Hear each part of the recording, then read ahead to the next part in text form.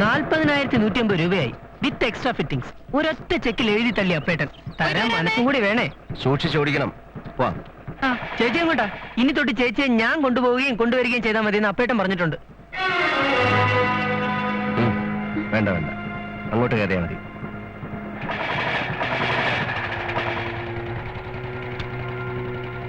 ചേച്ചി, ഒരു ജനത സ്വയം താഴാൻ ഇഷ്ടപ്പെടാത്തത് കൊണ്ടാണ് വേലിതന്റെ വിളവ് തിന്നുന്ന ഈ ഭരണാഭാസം പിഴുതെറിയേണ്ട സമയം അതിക്രമിച്ചിരിക്കുന്നു. എഴുതി കഴിഞ്ഞോ? സർ, ടൈറ്റിൽ എഴുതിക്കോ. നിയമസഭയും ഭരണാഭാസവും. നേരത്തെ എഴുതുന്ന എഡിറ്റോറിയൽ മാറ്റി ഇത് കമ്പോസ് ചെയ്തേക്ക്. വനം വകുപ്പ് മന്ത്രിയെയും ഹെൽത്ത് മിനിസ്റ്ററെയും ഡയറക്റ്റായി അറ്റാക്ക് ചെയ്തിരിക്കുക.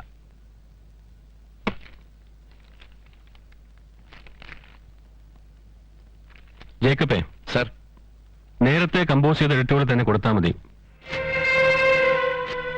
ഡെസ്കിലുള്ള മറ്റാരും അറിയണ്ട. Yes sir.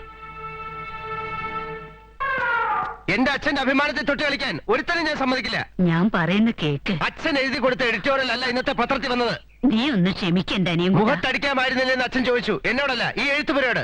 എനിക്കറിയണം ആരെ എഡിറ്റോറിയൽ മാറ്റിയത്. മന്ത്രിമാർ മാത്രമല്ല, അധികാര സ്ഥാനത്തുള്ള പലരും ഈ വീടുമായി ആത്മബന്ധമുള്ളവരാണ്. അവരെ അവഹേളിക്കുകയും ശത്രുക്കളാക്കുകയും ചെയ്യുന്ന അനാവശ്യമായ പത്രധർമ്മത്തിന് കൂട്ടുനിൽക്കാൻ തൽക്കാലം സാധ്യമല്ല. നിന്റെ അച്ഛന്റെ ഫ്രസ്ട്രേഷൻസ് കുത്തിക്കുറിക്കാനുള്ളതല്ല മലയാള ശബ്ദത്തിന്റെ എഡിറ്റോറിയൽ. അച്ഛന്റെ ഫ്രസ്ട്രേഷൻസോ? അച്ഛന്റെ ഏറ്റവും വലിയ ഫ്രസ്ട്രേഷനാണ് അമ്മ. എന്നെ കൊണ്ടൊന്നും പറയിക്കില്ലേ? പറയടാ, പറ. പ്രായം മറയ്ക്കാൻ അമ്മ തേച്ച് അടക്കുന്ന ഈ സൊസൈറ്റി ചായം പൂശാൻ കെ മേനോനെ കിട്ടില്ല. റമ്മി കളിച്ച് പരദൂഷണ പാർട്ടികളിൽ കോമാളി വേഷം കെട്ടുന്ന ഭർത്താവ് ഗോഷ്ഠയല്ല എന്റെ അച്ഛൻ. ആ ഒരൊറ്റ കുറവിലല്ലേ അമ്മ അച്ഛനെ നെഗ്ലക്ട് ചെയ്യുന്നത്? ചെയ്തോ. പക്ഷെ എന്റെ അച്ഛന്റെ അക്ഷരങ്ങളെ നെഗ്ലക്ട് ചെയ്താൽ. അനിയൻകുട്ടാ, ഒഫീഷ്യലായിട്ട് തന്നെ ആയിക്കോട്ടെ.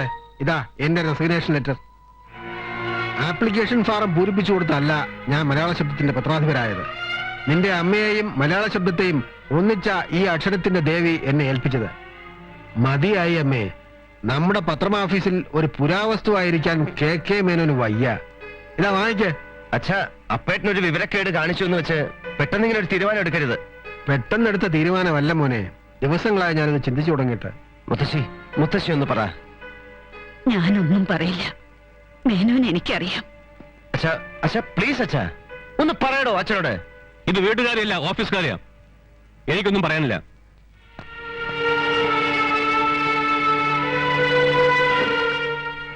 എന്തിനായിരുന്നു ഈ നാടകമൊക്കെ?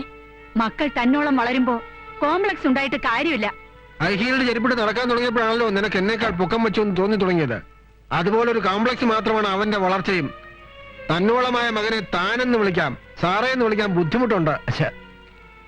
നിന്റെ കൈകൊണ്ട് തന്നെ ആയിക്കോട്ടെ എന്റെ രാജിയും. വാങ്ങിക്ക.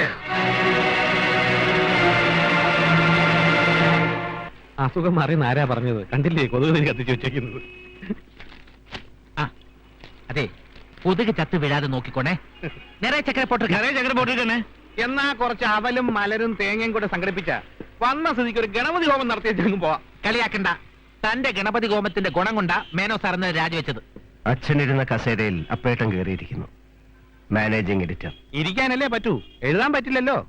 മേനോ സാറ് എന്റെ കേരള പത്രത്തിന്റെ ചീഫ് എഡിറ്റർ ആവണം. എഡിറ്റോറിയൽ മാത്രം മതി. ഇവിടെ ഇരുന്ന് എഴുതി തന്നാ മതി. മലയാള ശബ്ദം എനിക്കൊരു പത്രം മാത്രമല്ല, എന്റെ തറവാട് കൂടിയാണ്. അറിയാം. തറവാട്ടിൽ നിന്ന് അങ്ങനെ ആരും പൊറുതി മാറില്ലല്ലോ. ഇനി ഞാൻ മറ്റൊരു പത്രത്തിൽ ജോലി ചെയ്യുന്ന പ്രശ്നമില്ല. വല്ലതും എഴുതിത്തരാം, അതേ എനിക്ക് പറ്റൂ.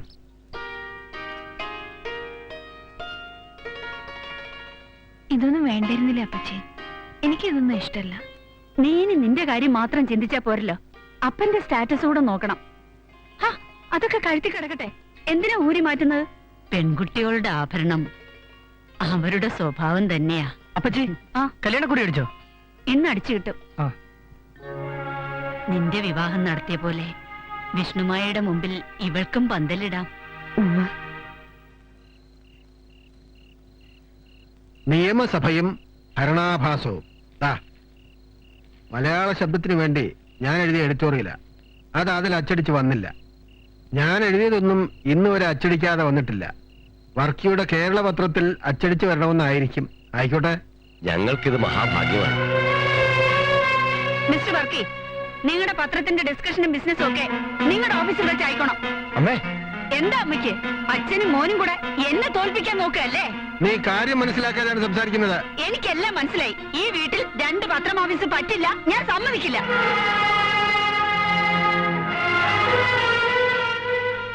എന്നാ ഞങ്ങൾ ഇറങ്ങട്ടെ. വരട്ടെ സാർ.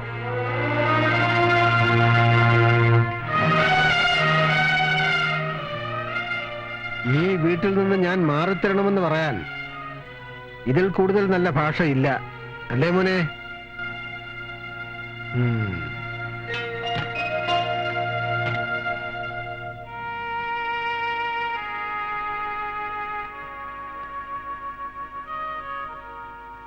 ബുക്കിൽ നോക്കിയിരുന്ന നിനക്ക് എന്നെ കാണാതിരിക്കാനേ പറ്റൂ.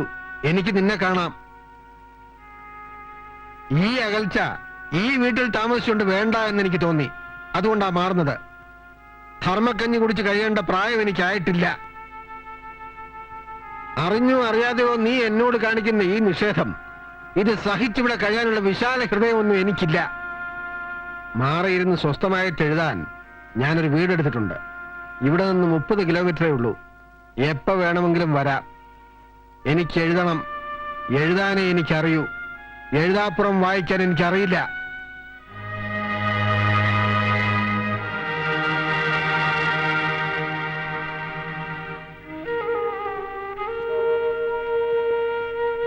മേനോൻ ഇറങ്ങല്ലേ?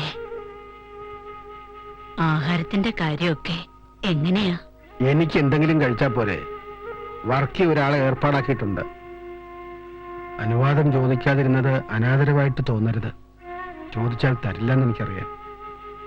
എഴുത്ത് നടക്കട്ടെ. അതെവിടെയായാലും എന്താ? എഴുതാൻ കഴിഞ്ഞ അത് തന്നെയാ പുണ്യം.